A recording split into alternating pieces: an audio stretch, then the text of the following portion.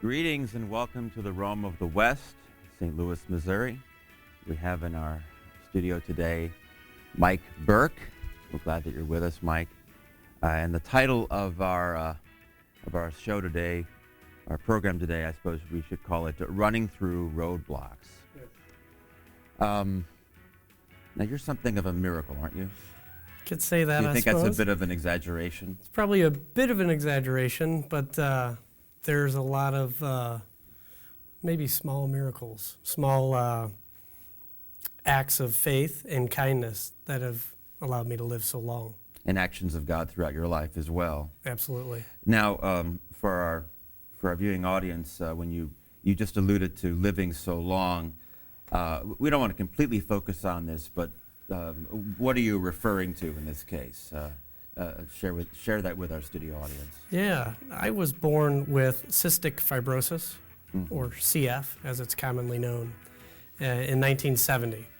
And of course, when I was born with it, they didn't know, but through the first 14 months of my life, I was in the hospital 4 times with pneumonia. And Mom and Dad just didn't know what was going on. The doctors didn't know. And finally, the last time I went to the doctor, they kind of put it all together. And cystic fibrosis, is that primarily a lung disease, or is there something more involved than that?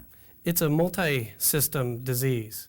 It affects the lungs and the pancreas. The lung part of it, though, is the killer. There's enough medicine and regulation for the pancreatic side, the digestive side, that it's pretty manageable.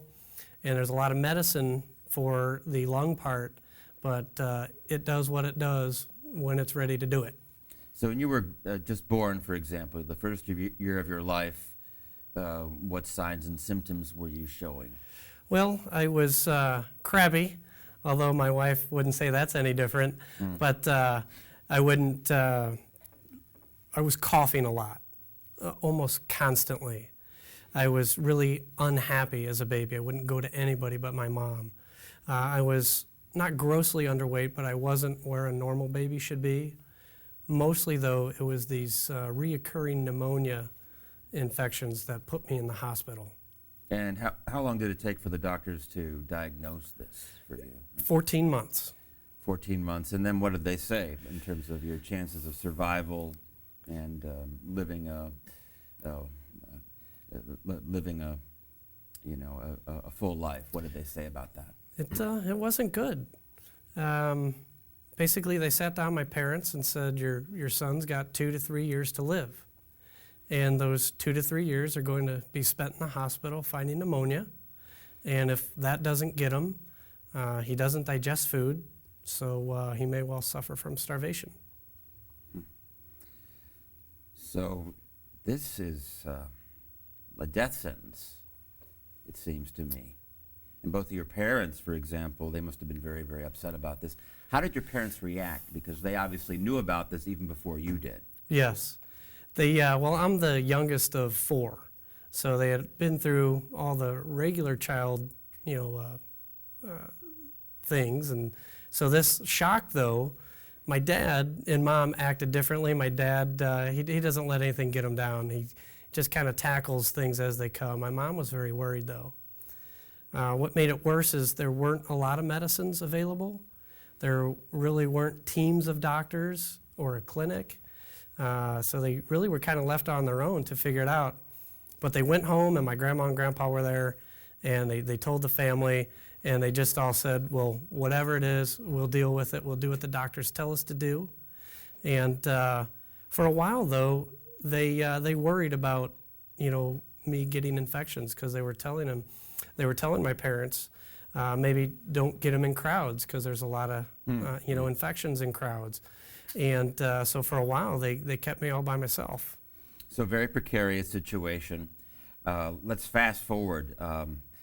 You're in your teen years, right? So amazingly, you've made it. Right. Right? Right. Tell me what was happening in your life then. Well, as I was diagnosed when I was 14 months old, you've got this 2 to 3 year life expectancy. Through some advancements in knowledge and advancements in medicine, that life expectancy crept up a little bit each year, which was really good news, for my parents' sake. And I was younger, so I never really thought about it. Life was fairly normal for me. However, on my 16th birthday, I started to think, and at that point, the life expectancy was 18 years old. And I just had this kind of aha moment that I'm 2 years from dying, and I'm a 16-year-old guy. So the thoughts running through my head were, why should I care too much about anything? Why should I worry about grades? And because I probably wasn't going to go to college in terms of longevity even. And, relationships, would I ever be married? What woman would want to have a life with this? And who would be strong enough to handle that? So you didn't react very well, sounds to me. You were raised Catholic. Correct. And that was part of your life. And yet when you were faced with your mortality, rather than see what could be the finish line,